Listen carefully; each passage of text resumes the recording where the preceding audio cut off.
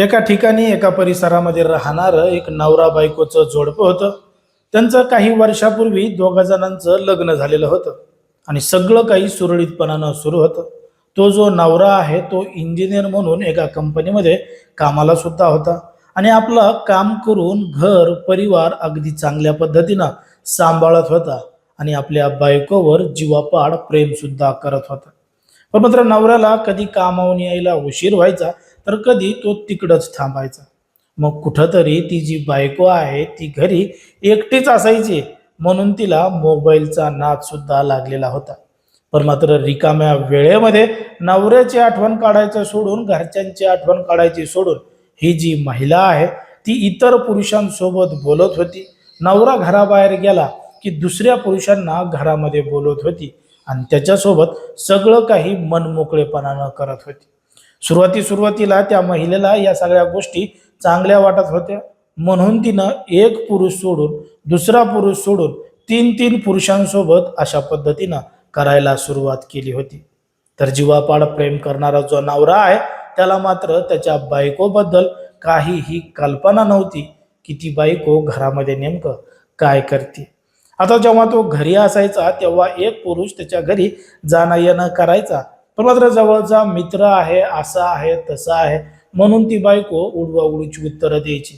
पण मात्र नवऱ्याचा बायकोवर असणारा जो विश्वास आहे त्याच्यामुळं त्यानं कधीही तिच्यावर शंका घेतली नाही. बघता बघता त्या महिलेची हिंमत वाढत गेली आणि ती आता एक दोन सोडून तीन तीन पुरुषांसोबत अशाच पद्धतीनं करू लागली.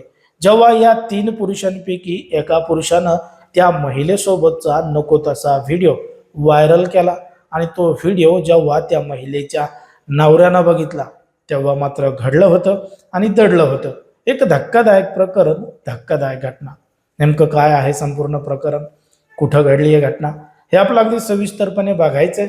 पण जर तुम्ही अजूनही आपलं चॅनल सबस्क्राईब केलं नसाल तर लगेचच करून घ्या आणि बाजूला असणाऱ्या बेल नोटिफिकेशनला सुद्धा ऑन करायला विसरू नका. आता ही जी संपूर्ण घडलेली घटना आहे ती आहे हैदराबाद मधील हुसेन सागर तलावाजवळ घडलेली संपूर्ण घटना आहे. कारण की या तलावामध्ये एका सॉफ्टवेअर इंजिनियर तरुणाने पुरुषाने या तलावामध्ये उडी मारून आत्महत्या केली होती, त्याचं जीवन संपवलं होतं. जेव्हा पोलिसांना या मृतदेहाची माहिती मिळाली, पोलिसांनी तपास चालू केला तेव्हा समजलं की या पुरुषाचं नाव सीताराम आहे आणि त्याचं 36 वर्षीय वय आहे, लग्न झालेलं आहे आणि त्याला एक रेणुका नावाची बायको सुद्धा आहे. जेव्हा पोलिसांनी त्या दिशेनं तपास चालू केला तेव्हा त्या ठिकाणी पोलिसांना 19 पानाचं एक सुसाईड नोट सापडलं जे त्यांनी आत्महत्या करण्यापूर्वी त्या ठिकाणी लिहून ठेवलं होतं. जेव्हा पोलिसांनी ते वाचलं तेव्हा सगळ्यांनाच एक मोठा धक्का बसला. त्यानं त्यामध्ये लिहिलं होतं की त्यानं त्याच्या बायकोवर आत्तापर्यंत जीवापाड प्रेम केलं आहे. तिला कधीही कुठल्या गोष्टीची कमी पडू दिली नाही. ती जे जे मागल जे जे करल तो तिला समर्थन देत होता, तिची प्रत्येक गोष्ट ऐकत होता. पण मात्र त्या महिलेचे मागच्या 1.5 वर्षापासून एक नाही तर तीन तीन पुरुषांसोबत अनैतिक संबंध होते. एक पुरुष त्याच्या घरी येत होता आणि त्याच्या बायकोसोबत अशा पद्धतीनं करत होता. एका व्यक्तीनं त्याच्या बायकोचा स्वतःचा व्हिडिओ सोशल मीडियावर व्हायरल केला होता आणि तोच व्हिडिओ त्या नवऱ्यानं बघितला होता. त्याला या संपूर्ण प्रकरणाची माहिती मिळाल्यानंतर त्यानं त्याच्या बायकोला जाब विचारायला सुरुवात केली.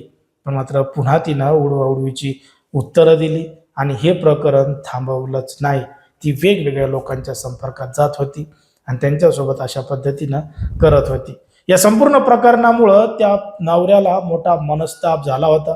त्याच्या बायकोवर तो जीवापाड प्रेम करत होता आणि तिनंच त्याला धोका दिला होता म्हणून त्याला काहीही सुधरत नव्हतं, काहीही समजत नव्हतं. त्याचा विश्वासघात झाला होता म्हणून त्यानं जवळच्या तलावामध्ये जाऊन उडी मारली आणि स्वतःचं जीवन संपवलं आणि हे संपूर्ण प्रकरण उघड झालं.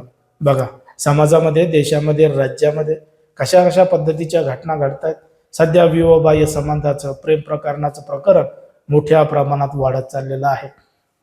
आता त्या बायकोवर तिचा नवरा जीवापाड प्रेम करत होता, तिची प्रत्येक गोष्ट ऐकत होता, तरी सुद्धा तिला बाहेरच्या पुरुषांचा नाद नेमका का लागला होता याचा तपास सुद्धा पोलीस आता करत आहेत.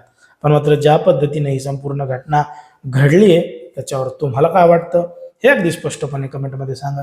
कारण की कोणाच्याही भावना दुखावणं, कोणाचंही मन दुखावणं हा आपला उद्देश नाही. समाजामध्ये जे घडतंय आणि मीडियामध्ये जे दिसतंय तेच सांगायचं काम आपण या ठिकाणी करत असतो. लोकांना सावध आणि सतर्क राहण्याचं सुद्धा आवाहन करत असतो.